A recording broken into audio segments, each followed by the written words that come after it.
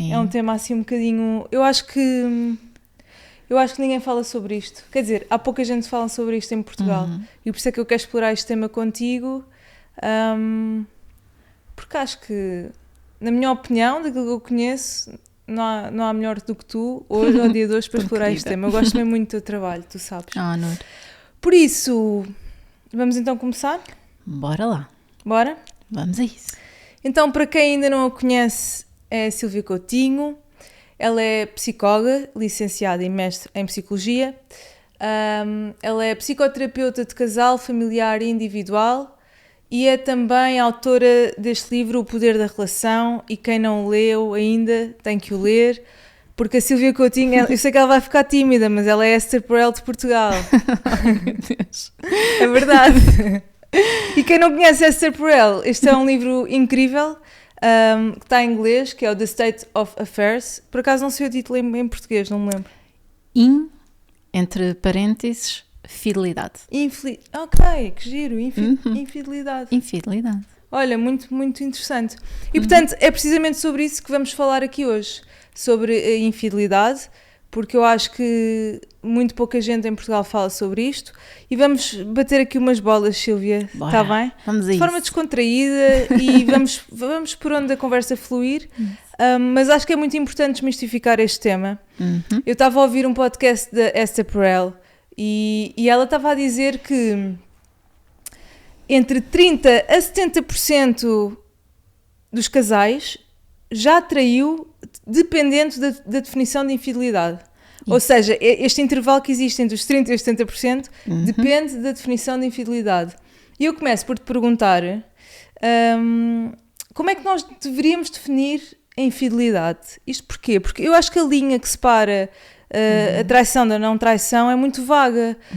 Não sei, é o quê? Trair alguém é estar comprometida com uma pessoa e pensar em estar com outra, é estar ativa numa app de dating, é ver pornografia, é flertar. O que é a infidelidade?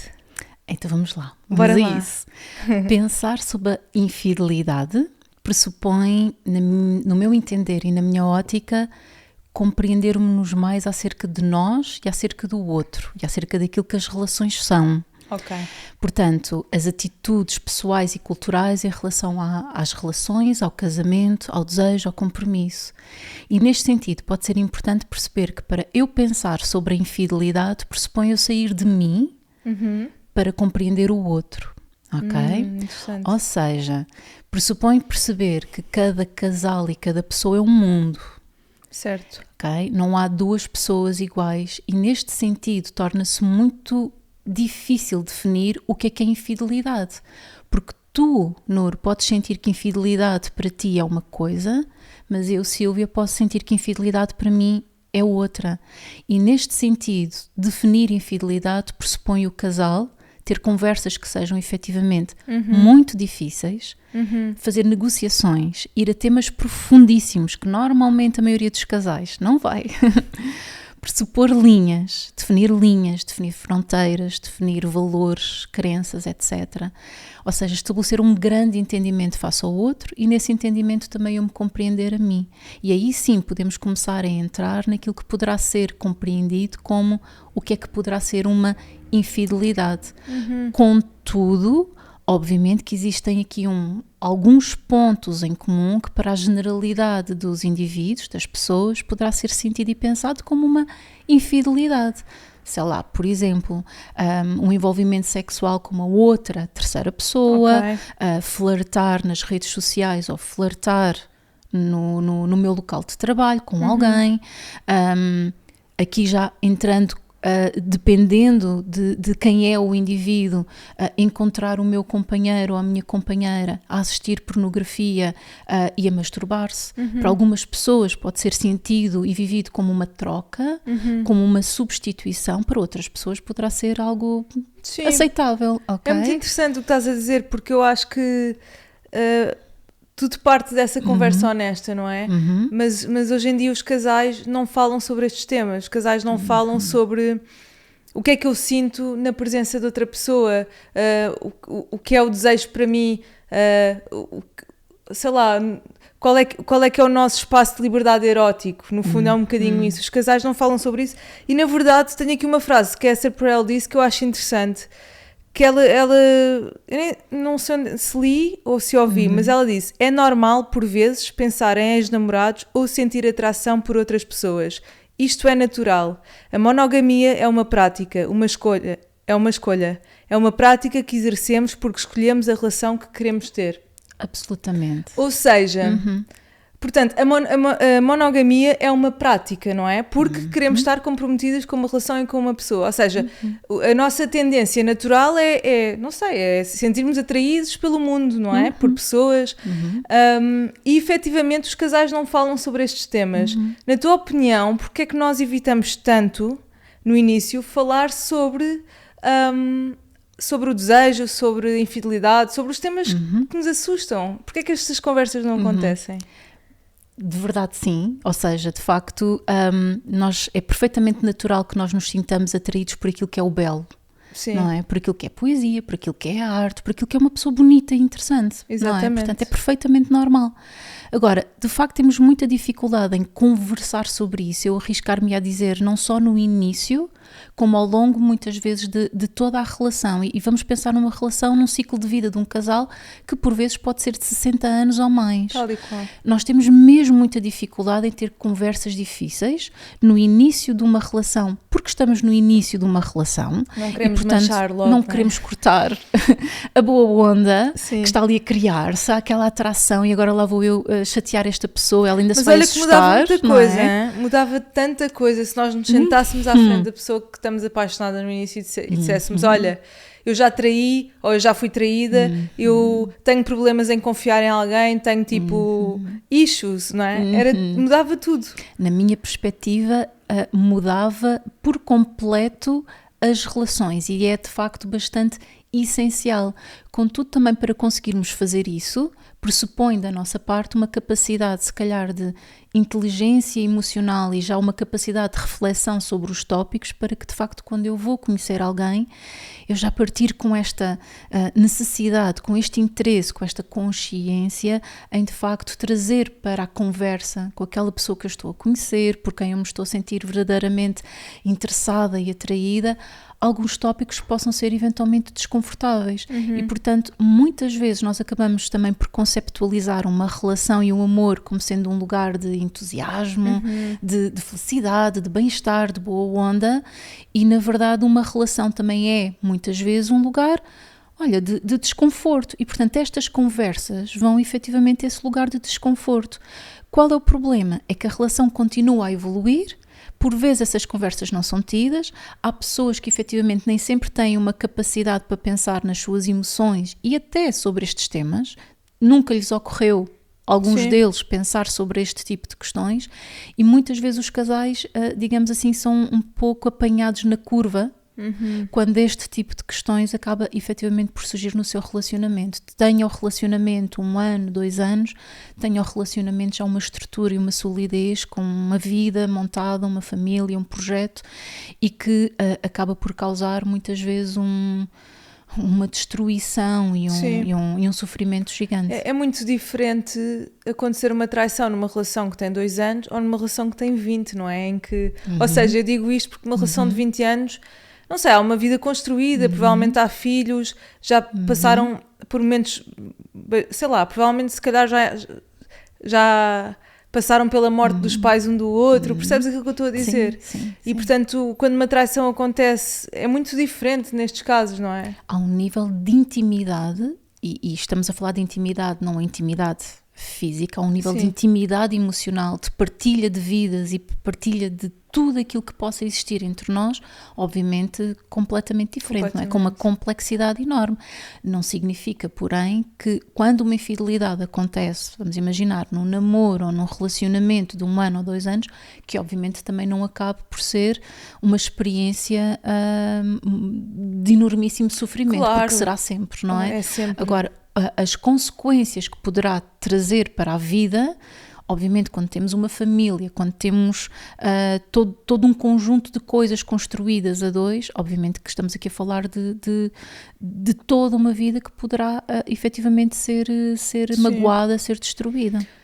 E na tua opinião, há esperança numa relação depois de uma traição? Eu sei que depende da relação, mas existem ferramentas para superar este tipo de desafios, não é? Que acontecem? Ou seja, a traição é para ti o fim de uma relação? Não. Uma traição poderá não ser o fim de uma relação. Agora, para isso, nós temos que fazer aqui uma grande construção, um grande entendimento sobre aquilo que aconteceu naquele casal, qual é que foi aquela experiência, o que é que isto significa, não é?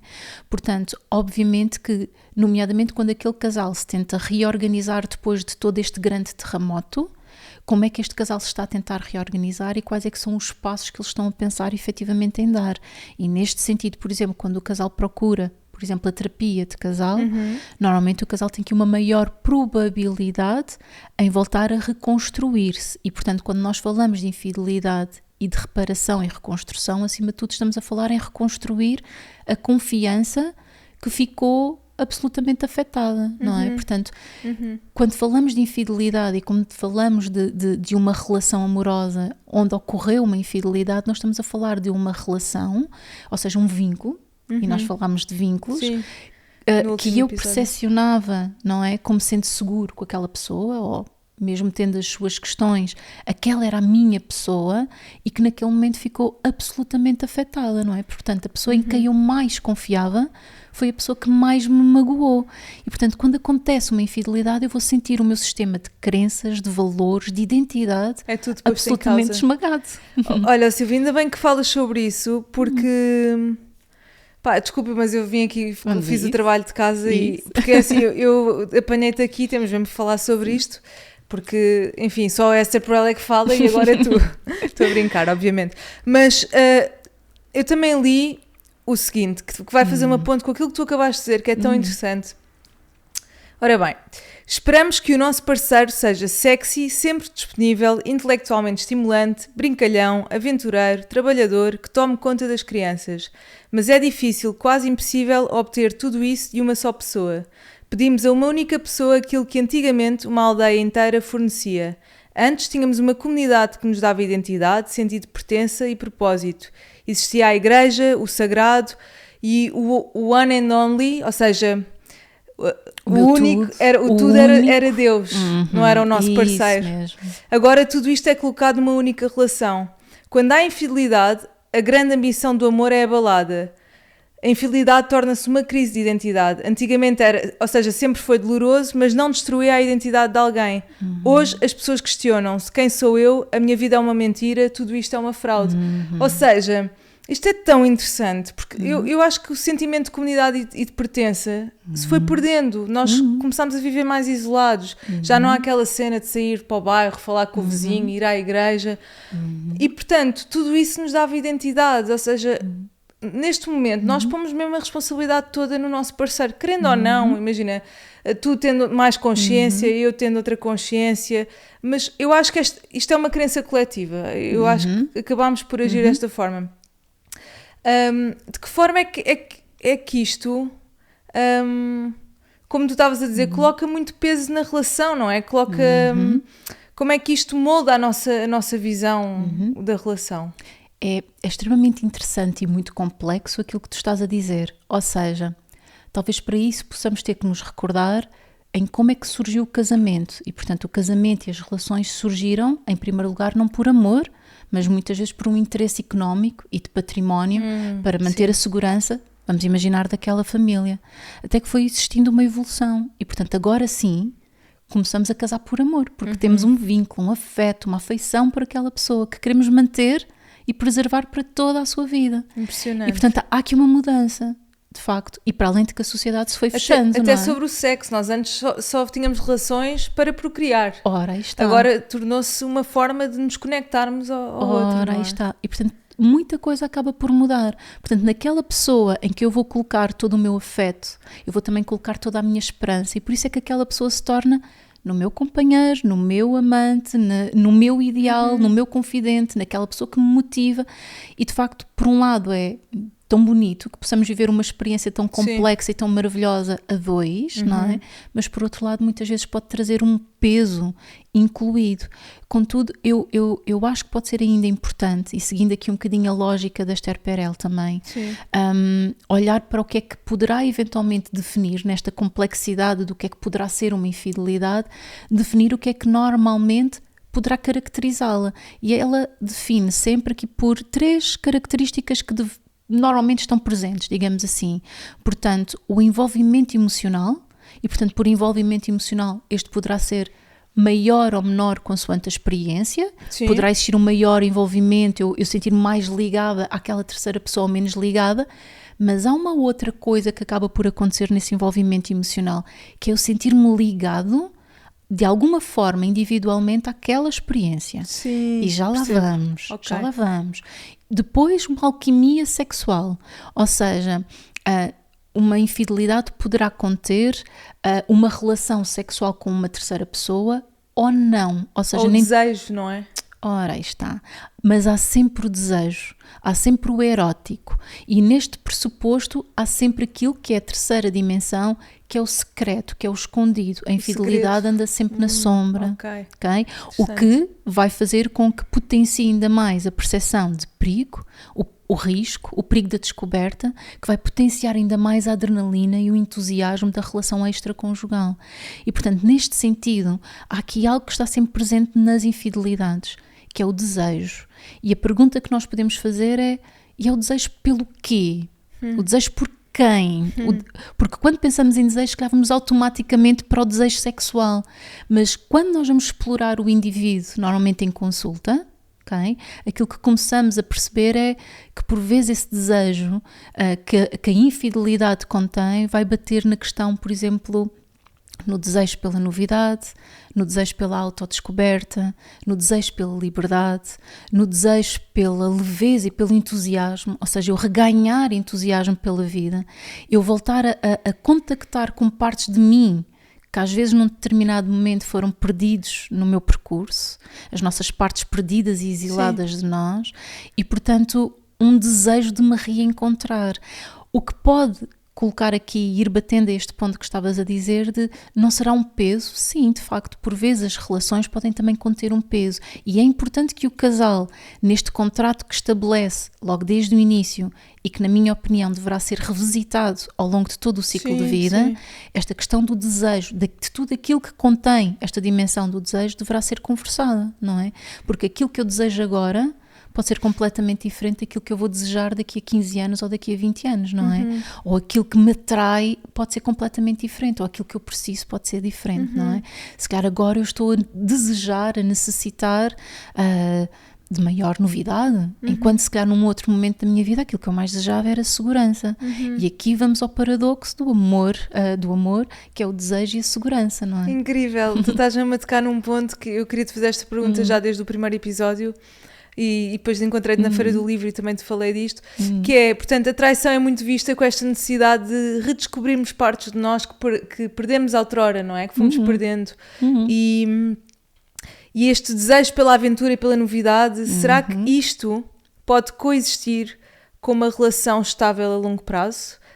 Isto para mim, eu durante muitos anos não acreditei no amor pela forma como cresci, depois apaixonei-me, vivo uma relação e portanto isso vai ressignificar aquilo que é o amor para mim, mas eu ao longo da minha vida isto nunca jogou, sabes? Tipo, isto para mim nunca pôde coexistir. E eu começo a perceber que uma relação trabalhada sim é possível e gostava de saber qual é a tua opinião sobre isto. É exatamente isso, ou seja, uma relação trabalhada na qual as duas pessoas à partida estarão um tanto ou quanto mais conscientes neste tipo de questões, e por isso é que também nós as duas estamos aqui a conversar, para ver se passamos mais consciência para o lado de lá, não é? Para as pessoas começarem a perceber o quão é importante se falar em relação sobre este tipo de questões e pensar, poder com isso construir uma relação que é completamente diferente, em que de facto nós podemos ser dois cúmplices, dois parceiros, 2, 3, ok? Portanto, o poliamor também existe, Sim, isto sim. é algo mais complexo, mas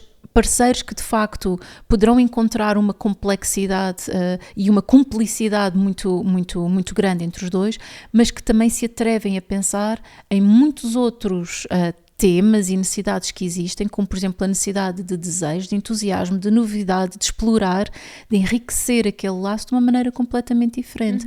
E portanto muitas vezes os casais não se atrevem, muitas vezes os casais têm medo, muitas vezes encontro casais que nunca refletiram, nunca estas questões. Nesse sentido, não. E é interessante como às tantas isto torna-se um tema que é um bicho de 7 cabeças, mas que se isto fosse um tema, se esta abertura fosse integrada na relação desde o início, não é? Se as coisas, se tirássemos o peso dos temas e simplesmente falássemos de forma aberta, porque isto é natural, não é? Como a frase que eu li há bocado, a monogamia é uma prática e então se isto fosse integrado numa relação, ou seja, tudo nos leva a este ponto, na necessidade de existir esta abertura e confiança de falar com honestidade com o nosso parceiro, não é? É, e começarmos a perceber perante as pessoas que nós somos o que é que melhor se adequa. Por isso é que há bocadinho, quando tu me perguntaste o que é a infidelidade, eu te disse, olha, a infidelidade pode ser um conjunto de coisas, mas muito variadas de acordo com cada pessoa. Claro. E, portanto, de acordo é contigo e comigo... discutir este conceito em casal, não é? Sim. E uma, e outra, porque, e já conheci muitos casais assim em consulta, em que de facto, por exemplo, quando construíram a sua relação e o nós, por exemplo, eram e acreditavam e desejavam ser monogâmicos, houve uma altura em que ponderaram, por exemplo, abrir a relação, precisamente por estas questões, tomaram a decisão de uma não monogamia consentida, até que perceberam que se calhar em algum momento isto estava a ser extremamente desafiante para aquele casal em específico, esta questão ser navegada. Sim. E a partir daí voltar novamente, por exemplo, a fechar a relação e voltar à monogamia. Portanto, o que é que eu te quero dizer com isto? Que de facto depende de facto da capacidade de entendermos também as nossas emoções, de como é que nós vamos sentindo que estamos ok com determinados aspectos da nossa relação ou não, e portanto saber ter a capacidade de sermos verdadeiros, autênticos e colocar e dizer, olha, estava aberto, estava disponível para que isto acontecesse, porque de facto é uma questão, sentimos atração por outras pessoas e isto poderia ser uma questão, uma possibilidade, mas afinal não consigo lidar com isto desta maneira. E lá vamos nós redefinir novamente o casal que somos, os limites que temos, a forma como que possamos eventualmente atuar. Muito interessante. E essa questão da poligamia, confesso que é um tema que eu nunca pensei muito, mas recentemente tenho vindo a pensar porque conheci um casal que namoravam a 3 e também percebi que a Nicole LePera, aquela holistic psychologist, também está numa relação de 3 mulheres. Sim. E portanto, imagina, eu sou zero fechada em termos de em termos de ideias, de conceitos na relação. Sim. E portanto, eu queria explorar, não estava a contar com isto, mas já que o tema veio, explorar um bocadinho contigo isto, de que forma é que isto pode acontecer entre um casal? Ou seja, é que eu penso sobre isto e penso, imagina, eu ando com uma pessoa, de repente decidimos tipo namorar com a terceira, ou tipo as duas apaixonamos-nos por uma pessoa ao mesmo tempo, como é que isto acontece? Não sei se tu queres explorar um bocado este tema ou se não tens know-how para discutir. Vou tendo alguns casos em consultório e, portanto, muitas vezes parte daquilo que é a filosofia também de vida daquele casal, daquilo que eles acreditam, dos seus valores. E, portanto, já é um casal que, por norma, pensou e refletiu precisamente sobre estas questões. O que é interessantíssimo, não é? Enquanto que muitas vezes, não sempre, obviamente, enquanto que muitas vezes nos casais, nomeadamente heterossexuais e monogâmicos, nós vemos uma maior rigidez, quase como se estivéssemos a viver o padrão que foi definido em sociedade, ok?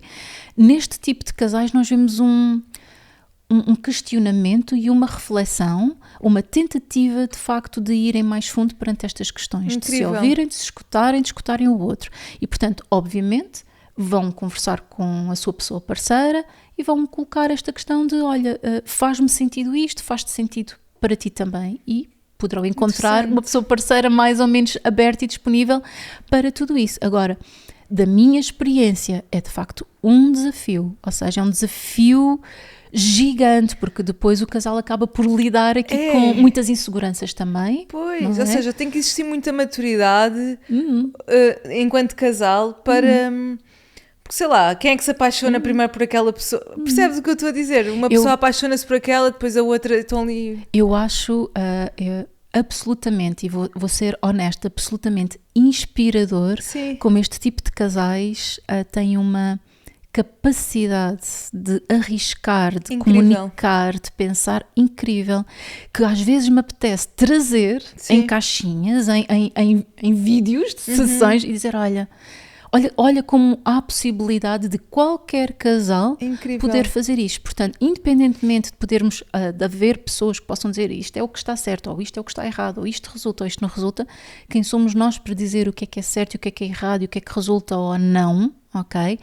Como eu dizia no início, cada indivíduo é um mundo e cada casal também. Exatamente. E acho que é importantíssima essa capacidade de flexibilidade de todos nós para começarmos abertura, a entender a vida e os outros dessa forma.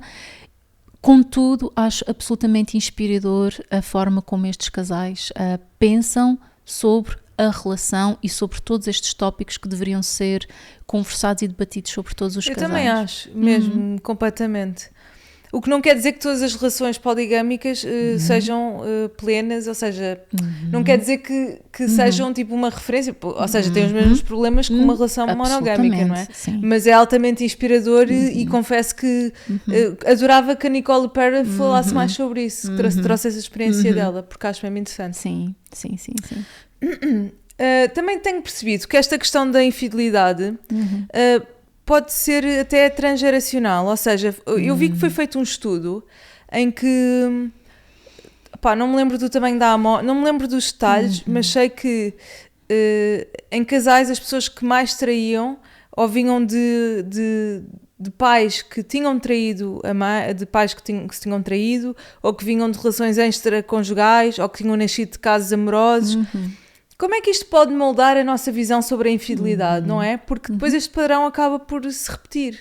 É, como muitos outros padrões. Não descartando a responsabilidade, claro. Este é um deles, não é? Exatamente. Ou seja, quando nós pensamos sobre infidelidade, muitas vezes nós acabamos por partir do preconceito, parece-me a mim, de que muitas vezes a infidelidade acontece porque aquela relação... não estava bem, encontrava-se num sentimento de grande infelicidade ou vazio. Estás a ser muito maguinha, porque normalmente é aquele traiu, é um... Exatamente. É tudo e mais alguma coisa. Exatamente. Existe logo uma crítica. Mas aquilo que vamos percebendo é que efetivamente os casais felizes também traem.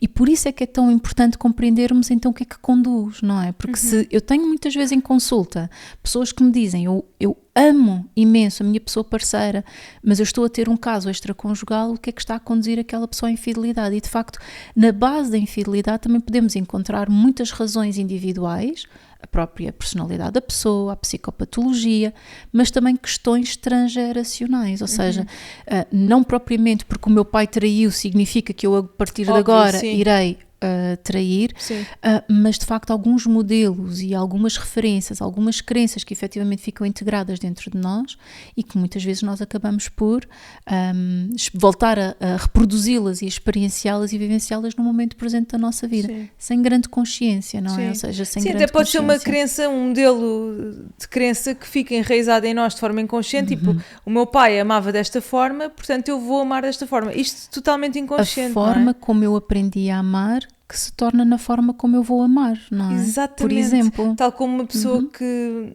nasce e vê o pai bater na mãe, não quer dizer que vá automaticamente bater na mulher, mas isso poder ser um padrão também na vida, não é? E que possamos eventualmente ter que estar muito conscientes, como eu gosto tanto de dizer, da nossa bagagem emocional, para de facto termos a capacidade de nos irmos despindo de todos os tijolinhos que lá carregamos e que nos pesam e que nos moldam as decisões, as escolhas, os comportamentos, as crenças, as lentes com que olhamos o mundo e a forma como nós nos vemos enquanto pessoa. E por isso é que muitas vezes, por exemplo, uma experiência de infidelidade pode conter também, neste sentido, uma grande possibilidade de descoberta de nós mesmos, não é? Ou seja, não só do aqui e do agora, daquilo que existiu e daquilo que aconteceu, mas, por exemplo, também de muitas outras coisas que estavam para trás e que fazem parte de nós enquanto pessoa. Sim, eu também, eu queria te perguntar isso, ou seja, como é que uma traição numa relação pode ser até uma forma de redescoberta ou recriação de uma nova relação? Percebes o que eu estou a dizer? Até pode ser, paradoxalmente, positivo. É, exatamente. Ou seja, muitas vezes uma infidelidade pode ser um momento de dor e de sofrimento, ou pode também começar por se traduzir com o tempo num momento de sabedoria e renovação.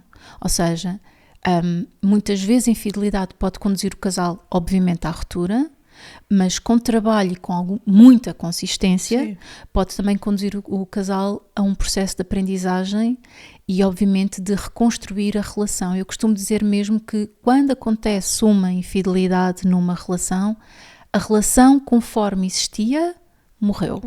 Aquela relação não sobrevive, foi completamente abanada, abalada, destruída. Contudo, muitas vezes aquilo que se assiste por parte dos elementos do casal é que teimam em voltar à antiga relação, à relação de sempre, e ocupar as mesmas posições tal e qual como se não tivesse acontecido nada. Às vezes mesmo até através do silêncio. Portanto, acontece infidelidade, vamos imaginar o elemento masculino trai a companheira, e que isto não tem que ser necessariamente assim, mas trai aquela companheira, e portanto ele parte do pressuposto que pediu perdão, voltou para casa, arrependeu-se, e fica tudo certo. E portanto aquela companheira arrumou o assunto, e aqui estamos nós novamente a viver, o que não é assim. O que não é assim. Por acaso também vi que as mulheres traem tanto quanto os homens, ou seja, há uma diferença de 3%. Sim. Pá, em estudos recentes, eu não sei, tu estás mais dentro de artigos, mas...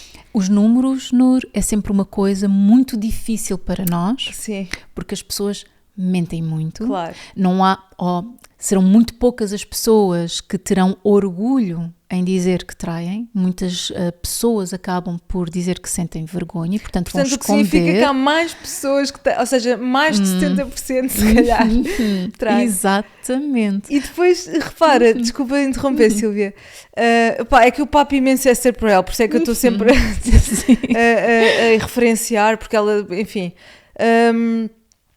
90% das pessoas dizem que trair, tipo, falam mal da pessoa que traiu e criticam e julgam, mas 90% das pessoas dizem também que se estivessem no lugar dele teriam feito a mesma coisa.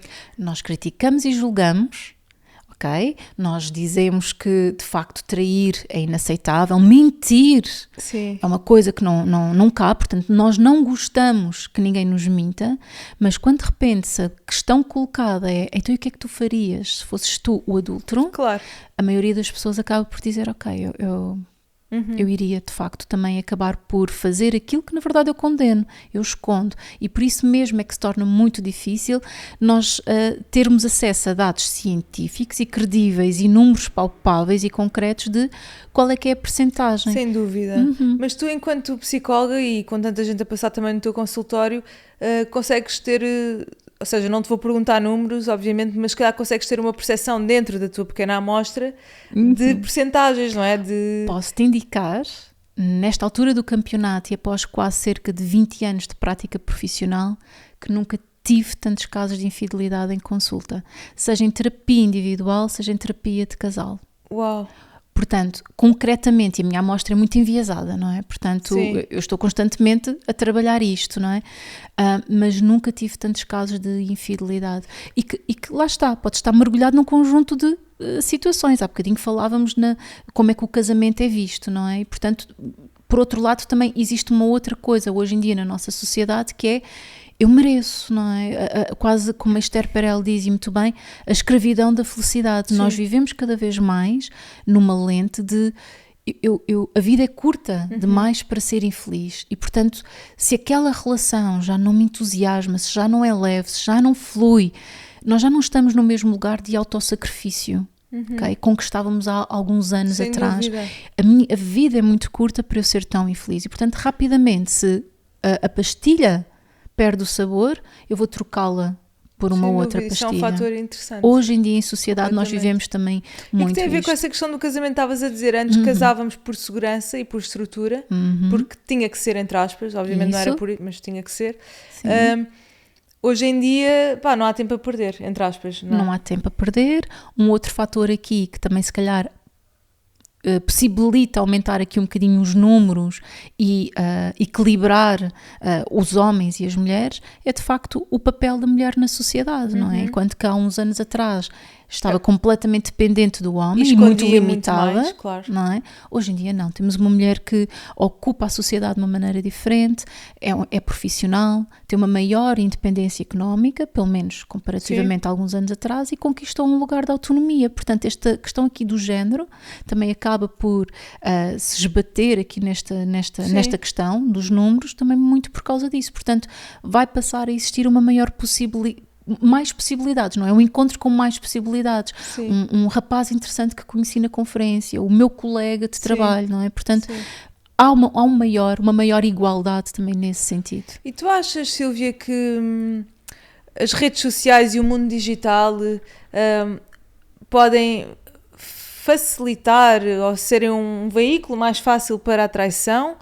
Ou achas que hoje em dia, ou seja, é mais fácil trair por causa das redes sociais ou é mais difícil esconder a traição? Percebes o que eu estou a dizer? De que forma é que facilita? Na minha perspectiva é mais fácil trair porque estamos todos em contacto e conexão, ou seja, de repente se eu terminava uma relação há uns anos atrás, muito provavelmente sem as redes sociais, dificilmente eu iria ter contacto com essa pessoa, se calhar eu até lhe perdia o rastro, não é? Portanto deixava de saber dela. Hoje em dia com as redes sociais há uma maior probabilidade de eu voltar a reencontrar, há uma possibilidade de eu inscrever-me numa app qualquer de encontros, estamos todos completamente ligados e, portanto, através de uma troca de mensagens com alguém com quem engracei, com alguém que eu achei interessante e bonito, naquele momento, rapidamente, se calhar hoje em dia, a conversa, o flirt que acaba por acontecer também acaba por crescer muito mais facilmente e, por exemplo, as mensagens vão se tornando mensagens com um caráter mais facilmente, mais rapidamente, com um caráter erótico, ok? Com uma conversa com um tom muito mais íntimo, muito mais emocional e muitas vezes muito mais sexual. E, portanto, sim, acaba por potenciar. Potencia imenso, na verdade. Até porque, estás atrás de um ecrã também. Claro, e até porque, como nós vimos, na base da infidelidade está sempre a questão do desejo. E, de repente, tenho ali alguém que me dá atenção e tenho alguém que conversa comigo. Enquanto que chego a casa, já não há uma conversa, não é? Já não há alguém que se interessa por mim. E do outro lado tem alguém que me pergunta todos os dias: como é que estás? E que te vê de forma diferente, não é? Que te vê de forma autêntica. Exatamente, como pessoa, novamente. Pessoa. Sim, porque enquanto que na outra que relação posso ter deixado de ser vista como pessoa, o que não significa necessariamente, novamente, os casais felizes também traem.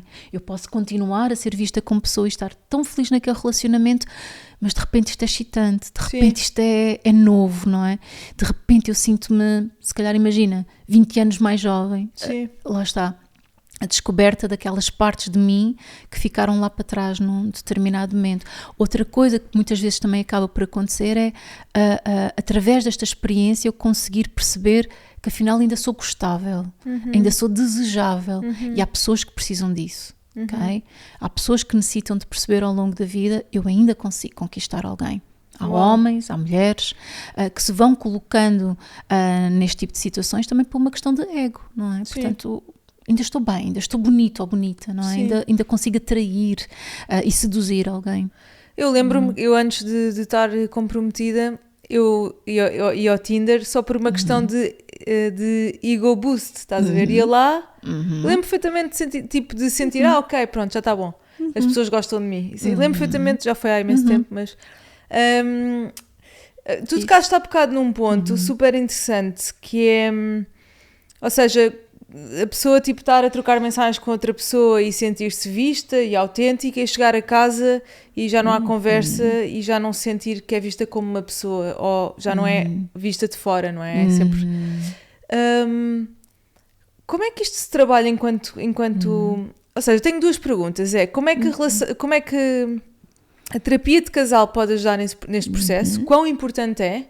Porque eu faço e sei o quão impactante é numa relação e o que é que, ou seja, o que é que podes dizer neste momento que poderá ajudar um casal que está a passar por isto, que eu diria que é 80% do mundo, que é de facto uma relação torna-se tão monótona ao ponto de tu já não consegues ver o teu parceiro como, ou seja, de fora, sabes? Percebes o que eu estou a dizer? Estás sempre a ver o mesmo e já consegues prever tudo e torna-se super boring. Podemos explorar um bocadinho este tema. Quando isso acontece, ou seja, de facto, sim, há relações em que por vezes isso acontece, conduzindo à infidelidade e, por exemplo, este é um tópico, é um tema, é uma questão que nós podemos trazer para o casal, ou seja, como é que eles acabaram por se negligenciar tanto, aquela plantinha que é o amor e que é a relação e que necessita de tantos cuidados, não é? E de repente já dou por garantida aquela pessoa e deixo de colocar a minha atenção, o meu carinho, o meu interesse, a minha curiosidade, partindo do pressuposto que aquela pessoa com quem eu estou casada há 30 anos continua a ser a mesma pessoa com quem eu namorei. Sim. E que muitas vezes não é. Okay? Claro, portanto, eu tenho que atualizar esta informação e este conhecimento e, portanto, podermos traduzir ao casal esta necessidade de voltarem novamente a conhecer-se, a explorarem-se e, portanto, novamente, através da exploração, há a novidade, ao interesse, ao entusiasmo e ao desejo. Portanto, poder fomentar isso no casal. Agora, muitas vezes, como estávamos a falar, também temos casais que não sentem que a relação ou o estado da relação tenha contribuído para a infidelidade. E, portanto, em terapia de casal, nós temos que estar sempre aqui um pouco, isto agora falta enquanto terapeuta, com muitas lentes a acontecer ao mesmo tempo, com um papel de grande flexibilidade, em que, por um lado, eu tenho que ir ao trauma daquela infidelidade, ao trauma da relação e, portanto, temos que reparar, eu tenho que procurar conduzir o elemento que foi adúltero para tentar ocupar ou conseguir ir até ao lugar da pessoa que foi vítima de infidelidade e conseguir empatizar, vivenciar, experienciar, sentir o sofrimento do outro. Não há nada que mais precisemos do que sentir que o outro de facto nos compreende, nos acolhe e que de facto se coloca no lugar de pedir uma verdadeira desculpa. Mas é muito diferente a pessoa que trai sentir culpa ou sentir vergonha, não é? Porque sente culpa é uma cena relacional, sente vergonha só está preocupado com ele, se calhar, não? É isso mesmo. A culpa é algo completamente relacional. Advém do meu processo de responsabilidade e de me colocar no lugar do outro. A vergonha é algo egóico, é do meu ego. Eu sinto vergonha daquilo que eu fiz, não é? E, portanto, enquanto eu estiver em mim, eu não consigo ir até ao outro. E, portanto, o processo de terapia também pressupõe isto, não é? Por outro lado, enquanto casal, eu tenho que sempre procurar mostrar também a tal complexidade de quais é que foram as forças emocionais que colocaram aquele indivíduo desejar ou tomar a decisão de ser infiel ou que precipitaram essa situação. Portanto, o que é que conduziu, não é? Quais é que foram os aspectos e que muitas vezes os tais aspectos, que foram os tais que nós falámos, portanto, a necessidade e o desejo, a questão do desejo por novidade, por autodescoberta, pelas partes de mim, por procurar sair do vazio, da insatisfação da relação. Outra questão que também existe, eu não sei se já ouviste falar, Nur, que são os casos tripé, os casos extraconjugais tripé. Ou seja, como se um casamento só continua porque existe um amante, não é? Ou seja, já não consigo lidar com isto, mas isto ajuda-me a suportar este vazio. O casamento. O vazio deste casamento. Portanto, eu vou aguentando esta relação e isto é uma espécie de cor. Ou seja, este casamento é sustentado por este tripé. Exatamente. Tripé, desaparece o tripé. Cai o casamento. Porque o tripé traz a novidade que não existe no casamento. O tripé traz a força. Em certa medida, alguma resiliência para continuar ali. Portanto, aquilo que nós precisamos também de fazer com o casal é de pôr estes elementos com a capacidade humilde de explorar isto sem julgamentos, não é? Portanto, de repente eu tenho que ir para o outro parceiro e dizer, olha, então, mas vamos refletir sobre esta situação, não é? Porque aquilo que esta pessoa diz é, se calhar, o significado desta infidelidade representa para mim um encontro comigo mesmo, porque eu sentia-me absolutamente morto nesta relação, por exemplo. Interessante. E, portanto, em terapia de casal, nós temos que ir aqui um bocadinho a todos estes lugares, portanto, a um aspecto mais individual, mas que eu tenho que pôr os dois elementos a refletir e a trabalhar, até para renovar a relação, para reparar a relação. Caso contrário, repara-se até a dor, mas os valores, as crenças, o molde, a dinâmica da relação, volta tudo ao mesmo, não é? Voltamos a ocupar os mesmos lugares e, na verdade, eu não gosto que eles voltem a ocupar os mesmos lugares. Claro, claro. Opa, estes temas são tão interessantes. Temos que fazer um evento ao vivo. Vamos, bora. Temos mesmo. Mas olha, eu não quero acabar já. Tenho mais umas perguntas, mas vou-me apressar. Sim. Porque nós no último episódio focámos muito nas relações, nos relacionamentos, enfim, de forma mais generalizada. E eu não queria deixar o tema das relações para trás, ou quem tiver a oportunidade também de ouvir o nosso último episódio, mas só para interligar todos estes pontos, qual é que é a tua visão sobre um relacionamento? Ou seja, para mim é um trabalho constante e ativo. E eu percebi isto nesta relação que tenho hoje, porque eu era uma pessoa que eu nunca consegui ter relações a longo prazo, portanto a questão do compromisso era altamente assustadora para mim, e portanto quando eu entro nesta relação eu percebo que é uma viagem incrível, mas muito desafiante, e é o melhor curso de desenvolvimento pessoal que pode existir. Absolutamente. Qual é que é a tua visão sobre os relacionamentos? Tu que exploras tantas relações, não é? Eu partilho da mesma visão que tu, mas adiciono-lhe uma pitada de, no meio do trabalho de casa que nós vamos fazendo, não podemos perder a capacidade de trazer leveza, a capacidade de trazer entusiasmo, de trazer vitalidade. Porque muitas vezes, quando eu traduzo aos casais a necessidade de trabalhar, aquilo que eles dizem é trabalhar, Silvia. Sim. Epá, não. Sim. Trabalhar pesado, pode ser brincar um com o outro, não é? É importantíssimo o brincar, não é? Sim. É importantíssimo, porque através do lúdico, desta energia muito mais alegre e vital, é onde também se reside, é onde também se encontra o vínculo, não é? A capacidade de eu me vincular ao outro. E, portanto, nós estamos constantemente a falar de vínculo. Agora, este trabalho que nós falamos e esta consciência pressupõe a capacidade de refletir, pensar, conversar, de atualizar, de transformar aquilo que tem que ser transformado, não é? Não dar as coisas por assim, desta forma inevitável, rígida e que não é possível transformar. E, portanto, sim, é possível trabalhar. É e sempre será possível trabalhar, mesmo que tenha existido uma infidelidade. Agora, pode ser completamente diferente se estivermos a falar aqui as duas de uma infidelidade ou de um padrão repetido de infidelidade, porque uma infidelidade é tão esmagadora, como dizíamos, para a identidade da pessoa que é vítima daquele comportamento, porque uma infidelidade não deixa de ser uma forma, na minha perspectiva, de abuso emocional, Sim. em que eu não tive em conta os limites e as fronteiras do outro e os valores do outro, não é? É um desrespeito para com o outro e, portanto, uma infidelidade pode ser vista também desta forma. E perdi-me. É bom sinal. E perdi-me. Olha, mas estavas a falar e eu estava-me a lembrar, epá, eu vi uma frase da Maria Inês Maria Menezes, que é uma pessoa que tu deves saber quem é. Epá, ela escreveu uma coisa incrível. Ela escreveu: não tenho dúvidas de que muitos destes casamentos para sempre esconderam momentos muito tristes, curvas desastrosas em que alguém conseguiu agarrar firme no volante no último segundo. Talvez o amor seja esse trajeto por um longo caminho sinuoso onde o perigo parece se espreitar tantas vezes e pensamos, vamos em frente ou ficamos por aqui?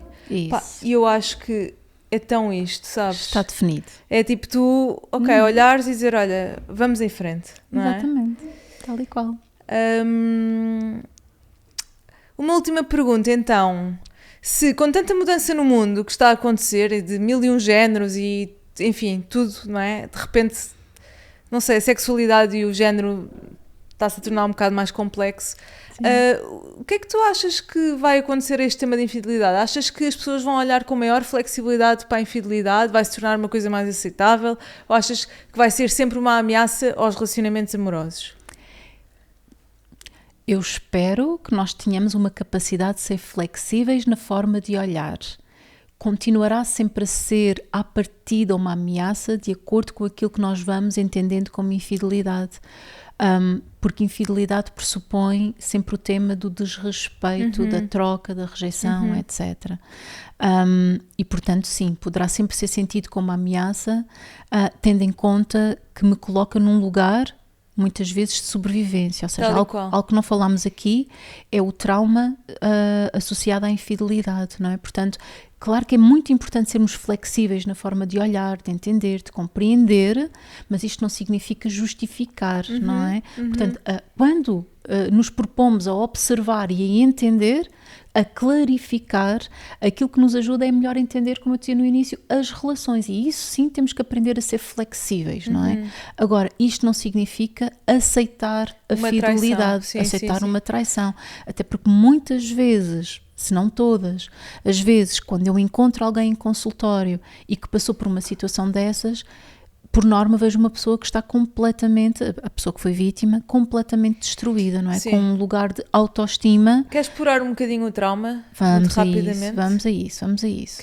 O que é que uma pessoa que foi traída, quais é que são as consequências emocionais? Olha, basicamente, e cada vez mais a traição ou a infidelidade está a ser colocada no lugar também, ao nível do diagnóstico de uma PTSD, ou seja, de uma perturbação de stress pós-traumático. Forte. Ou seja, quando acontece uma infidelidade, a outra pessoa parceira, a pessoa que foi vítima, acaba por experienciar um conjunto de sintomas, muitas vezes até físicos, ok? Por exemplo, de quase obsessivos, de tem que verificar, tem que ver, tem que analisar, que são muito semelhantes àquilo que ocorre, por exemplo, quando ocorre um terremoto, uma catástrofe. Incrível, okay? Não é?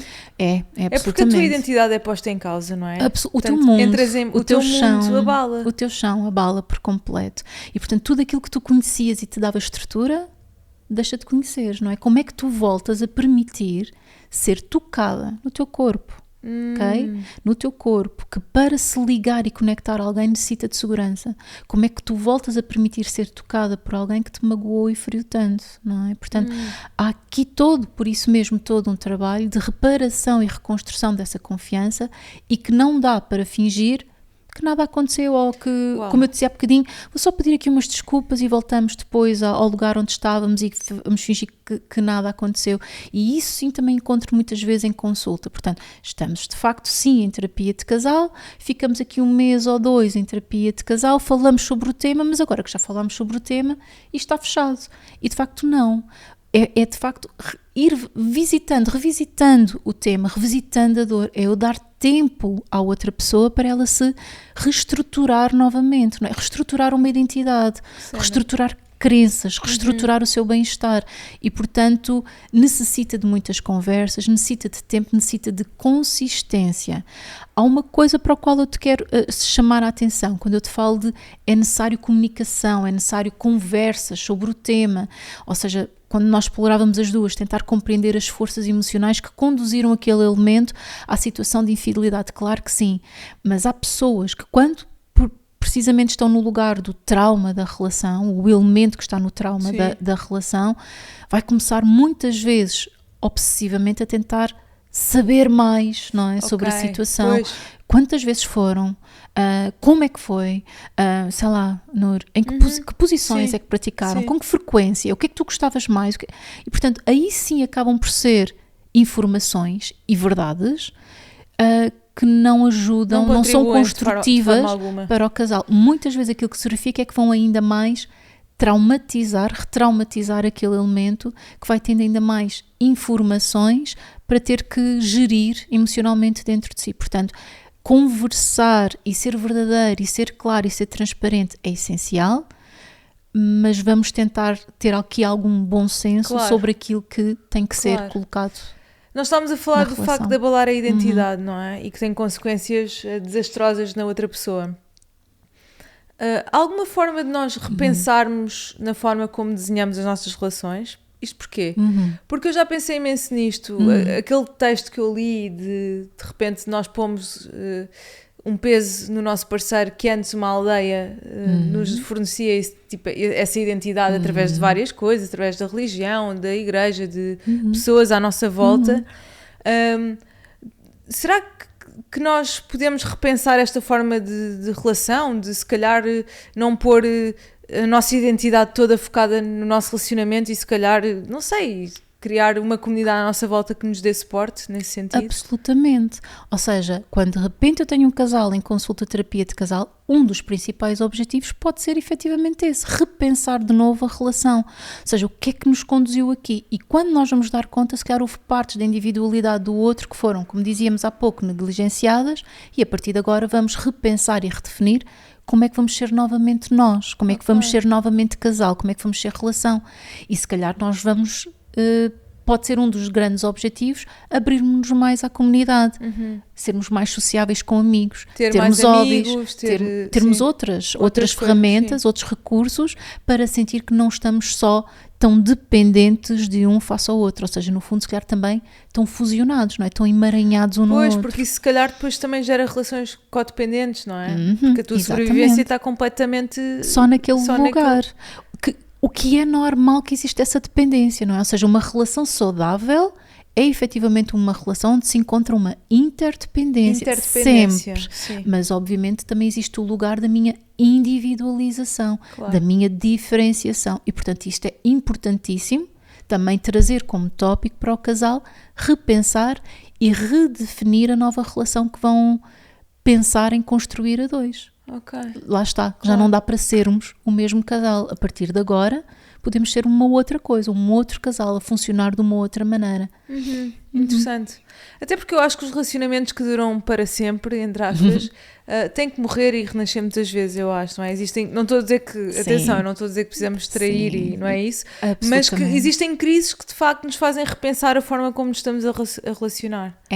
É uma das frases que eu costumo dizer e que mais ouvi no decurso da minha formação, especialização em terapia de casal na Sociedade Portuguesa de Terapia Familiar, que é de facto isso. Muitas vezes um casamento contém muitos casamentos lá dentro e lindo. Portanto enquanto casal nós podemos de facto morrer e renascer muitas vezes, e a infidelidade quando acontece no nosso percurso, atendendo a muitas circunstâncias especiais, o casal pode trabalhar para renascer novamente. E portanto cabe a nós também enquanto casal, enquanto terapeutas de casal, trazer a esperança novamente para aquele casal e as linhas orientadoras para que o casal se consiga reestruturar novamente. Incrível, vocês têm um papel fundamental. Sim. Na minha opinião, sim. É muito difícil um casal voltar a restabelecer-se, a reestruturar-se após uma infidelidade sem apoio. Sim. Então, onde é que as pessoas te podem encontrar? Instagram, website? Sim, Instagram, portanto, silvia.j.coutinho, qualquer coisa assim. Coutinho, acho que encontram. No consultório encontram-me todos os dias, das 10 da manhã por volta 9h30 da manhã. Dás consultas aqui em Lisboa? Da noite, consultas em Lisboa. Ok. Sim, só em Lisboa. E fazes online ou só presencial? Presencial e online, Estás para todo mundo. Para trabalhar, para todo mundo. Todo okay. mundo. Incrível, Silvia. Olha, adorei falar contigo. Acho que esta conversa foi mesmo super enriquecedora. Mesmo. Espero que sim. Sim. Que os casais acordem e ganhem aqui alguma consciência, se trabalhem. Sem dúvida. E que brinquem. Que brinquem muito. É muito importante, sabes? Eu no outro dia estava a pensar que às vezes os conflitos e as crises acontecem porque o casal leva a vida muito a sério. Falta brincadeira, falta diversão. É verdade. Não é? Há muita tensão. É verdade.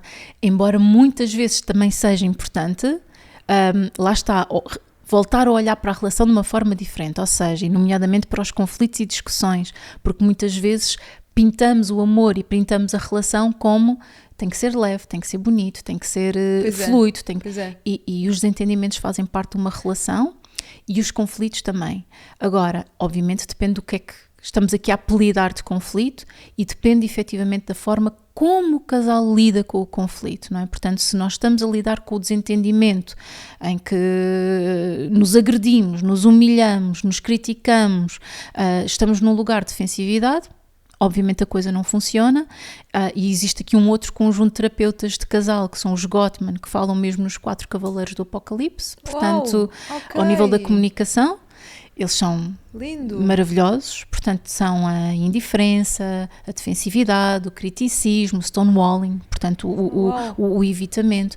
E quando nós vamos verificar a comunicação do casal que não funciona, normalmente contém este tipo de elementos, mas é importante desconstruir e perceber que o desentendimento, o conflito, também pode gerar conexão.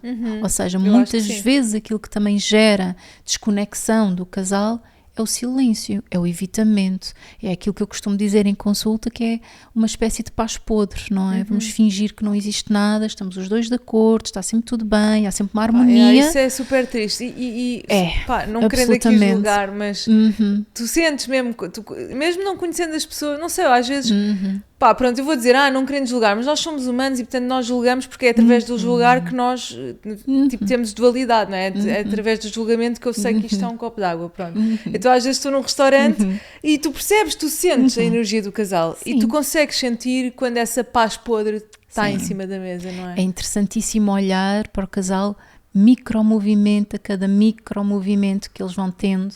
Okay? E que muitas vezes o casal não tem consciência disso e que o terapeuta de casal tem, e portanto às vezes é aborrecidíssimo ser terapeuta de casal e ir passear, portanto estamos sempre a ver as coisas a acontecer à nossa volta. Um dia sentaste ali no chiado só a observar. Sempre, estás constantemente a sê-lo, não é? Portanto é impossível, é impossível. Também venho da psicologia, tirei psicologia criminal. E, portanto, linguagem não verbal para mim, portanto, eu sei o que isso é, tu que sentes isso com os casais, eu sinto com os seres humanos na linguagem não verbal. Absolutamente. Sim. E, portanto, sim, estamos constantemente a ver isso e cada vez mais, não é? Ou seja, muitos casais muito, muito desconectados. Muito, muito, muito, muito, muito. Okay. Famílias, casais e famílias. Famílias. Uau, olha, tinha tanta coisa para te perguntar agora sobre este tema, mas então fica para o próximo episódio. Fica para o próximo episódio. Silvia, só para terminar, se fosse o teu último dia na Terra, ai meu Deus, e pudesses deixar uma mensagem ao mundo, qual seria? Eu estava lá em casa e estava a pensar, a Nur faz sempre aquelas perguntas no fim, qual é que deve ser? De certeza que ela vai me perguntar qual é que é o livro que tu tens a aconselhar sobre isto. Oh, bolas. Eu não sei que mensagem é que eu diria, honestamente, ao mundo. Acho que na última vez eu diria qualquer coisa como amem-se no outro programa. Sim. Eu acho que melhores conversas mais francas, mais diálogo, mais consciência, mais inteligência emocional. Eu sinto uma necessidade gigante de inteligência emocional, que as pessoas de facto façam este trabalho de desenvolvimento pessoal, de inteligência emocional, porque é importantíssimo. Sem dúvida. Os silêncios constroem muros nas relações e enquanto estavas a pensar, parecia que eu estava a sentir o que é que tu ias dizer e veio-me essa frase à cabeça. E então, se pudesses recomendar um livro ao mundo e só um livro, qual seria? Sobre este tema, definitivamente, este que tens aqui. Ok, que em inglês é The State of Affairs, em inglês é Infidelidade e entre parênteses. Exatamente. E que todos os meus casais que leram esse livro a propósito da sua infidelidade, de facto acabaram por ter ali uma visão muito mais estruturada, muito mais aberta, flexível a esse tema. E portanto só por isso a Esther faz um trabalho incrível. Também estás no mesmo caminho. Incrível. Olha, e a nível pessoal, um livro, agora fiquei curiosa, imagina, tirando um bocado este tema da infidelidade, assim um livro que tenhas lido e que te marcou. Olha, há um livro que eu quero ler, ao contrário, que fiquei muito curiosa, que algumas colegas andam aí a divulgar e eu acho que tu também já exploraste, da herança emocional. Olha, eu entrevistei a autora, a Galita Atlas, entrevistei-a. Quero muito. Na semana passada, esse episódio vai sair e foi incrível.